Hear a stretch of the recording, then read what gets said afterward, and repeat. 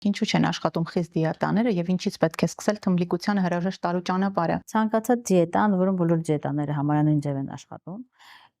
կարևորը որ մարդուն հարմարավետ լինի, դրա համար տեսնում ենք ինքը ինչ է սիրում, այդ ծննդակարգն ենք համապատասխանացնում։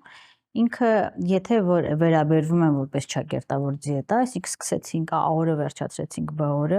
բայց դրանից դուրս մեր կյանքը մնալու է նույնը։ Ես ամբողջ կյանքը կերել եմ ոտքի վրա ձեռի հետ, նախաճաշ չեմ արել, ջուր չեմ ուտում, յուղոտ աղի բաներ եմ ուտում, բանջարեղեն համարյա չեմ ուտում։ Այդ եթե իմ կյանքի ոճն է, բայց ես մի օր որոշում եմ, որ ծայրը հեղնստեմ հնդկաձավարի կամ կեֆիրի վրա,